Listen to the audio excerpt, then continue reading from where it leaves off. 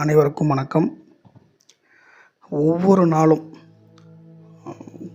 நேரம் கிடைக்கும் போதெல்லாம், இல்லை கிடைக்கலனாலும் கொஞ்சம் நேரம் ஒதுக்கி நாம் துறவு மேற்கொள்ள வேண்டும்.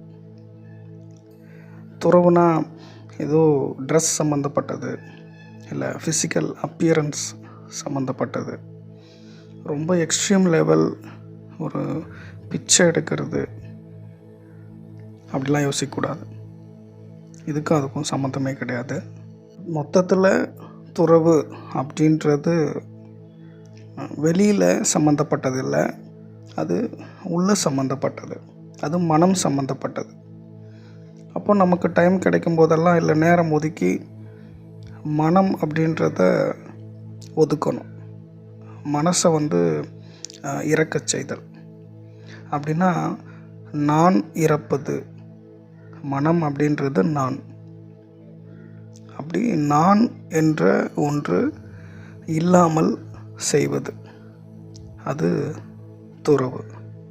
அப்போது துறவு அப்படின்றது மனம் சம்மந்தப்பட்டது, எண்ணம் சம்மந்தப்பட்டது, வெளியில் உலகம் சம்மந்தப்பட்டது கிடையாது.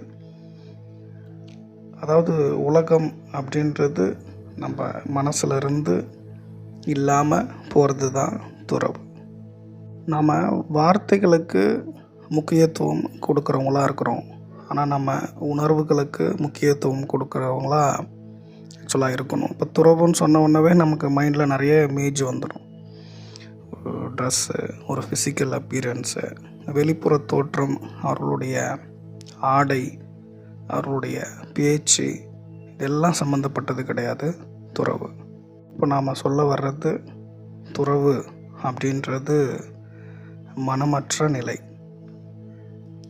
ஒவ்வொரு நாளும் அந்த மனம் இல்லாமல் மனமற்ற நிலையை நாம் உணர வேண்டும். வாழ்க்கையில் எதுவுமே இல்லாமல் ஒரு ஓரமாக உட்காந்து ஒரு பிச்சை எடுக்கிறாங்க அப்படின்னா அது துறவு இல்லை. அவர்களுக்கு வெளி உலகத்து சம்மந்தப்பட்டது வேணால் இல்லாமல் இருக்கலாம், ஆனால் அவர்களுக்கென்று ஒரு உள் உலகம் இருக்கும், மனம் இருக்குது, அதில் எதிர்பார்ப்பு இருக்குது, பற்று இருக்குது. அப்போது அது துறவு கிடையாது, மனமற்ற நிலையே துறவு. வெளி உலகத்தில் எல்லாமே இருந்தும் உள்ள மனசில் ஏதும் இல்லாமல் மனமற்ற நிலையே துறவு.